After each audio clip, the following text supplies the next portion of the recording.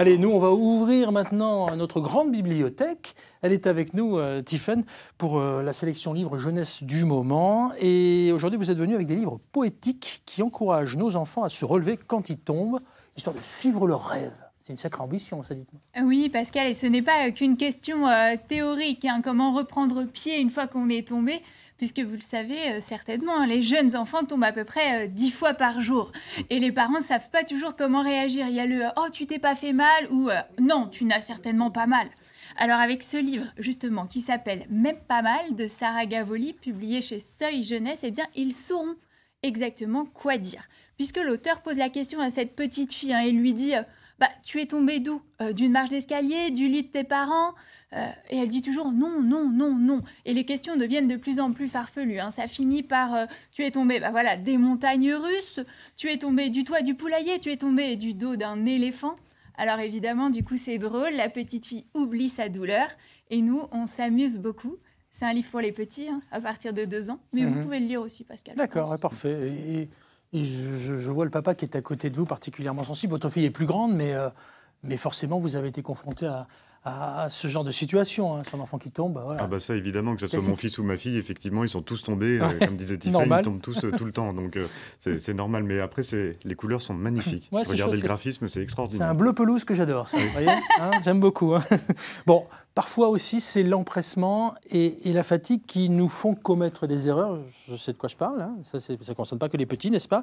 Mais là, c'est dans un livre suédois avec l'histoire d'une maman pressée. Oui, ça s'appelle d'ailleurs Une maman si pressée de Sarah Lundberg. Et en fait, eh bien, c'est une journée un peu folle, comme il y en arrive souvent quand on a beaucoup de choses à faire. On suit Noah, un petit garçon un petit peu étourdi, et sa maman qui doivent aller faire du shopping, trouver un cadeau d'anniversaire, et puis arriver à l'heure à cet anniversaire, et rien ne se passe comme prévu. Ils oublient un vêtement, ils perdent le cadeau. Bref, c'est un peu la catastrophe.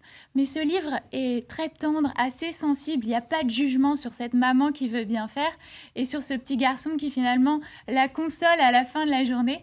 Donc c'est un très joli livre, je vous le conseille pour les enfants à partir de 4-5 ans, puisque finalement, eh bien, il y a toujours des solutions. Et puis, les enfants seront assez touchés par cette histoire, puisque tous les enfants vous disent à la fin « Mais arrête de me presser, pourquoi t'es si catastrophé, pourquoi tu veux faire tout si bien ?» Donc, c'est un livre que je vous conseille. Voilà, c'est très joli. C'est une petite histoire mignonne. Tranquillement. Pareil, voilà. on respecte les limitations de vitesse pour aller sur la Coupe Moto Légende, sur le circuit du Jean-Prenant. En plus, il y aura en sortie ce week-end des vérifications, comme on dit. Voilà, donc vous y allez mollo. Mais en principe, les motards, ils y vont mollo. Non, en tout cas, sur les motos anciennes. Oui, ça se passe bien. En règle générale, il n'y a pas vraiment de soucis. Tout le monde respecte les lieux, les limitations, et dans une belle ambiance. Bon, on revient à la bibliothèque de... Vous êtes formidable sur France 3.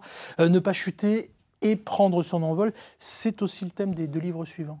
Oui, alors celui-là, qui s'appelle « Je suis ton manteau », est une fable d'Angélique Villeneuve et Julien Martinière, c'est publié à l'étagère du bas.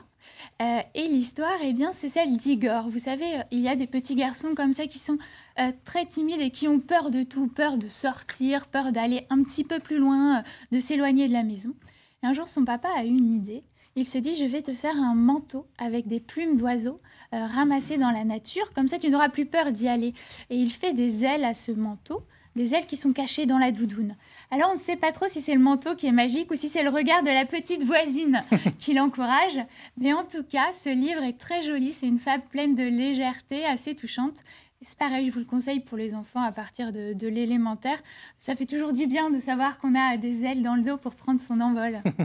Dites-moi, sur les coupes Moto Légende de Xavier, vous avez fait un livre qui regroupe justement toutes ces éditions, parce qu'il y a eu des trésors à chaque fois. Non, mais on y pense. L'année prochaine, c'est la 30e édition. Et oui, justement. Donc, voilà. Avec des gros sabots du Morvan, là. Voilà, donc on ne va pas trop brandir, mais d'accord. Effectivement. Parfait. Bon. Un dernier roman, on l'a dit. Pour les ados, tiens, vous me parlez tout à l'heure des ailes. Moi, je pense à Icare. Il ne s'appelle pas Icare, j'ai l'impression, mais Peter, celui-là. Oui, il s'appelle Peter Peton.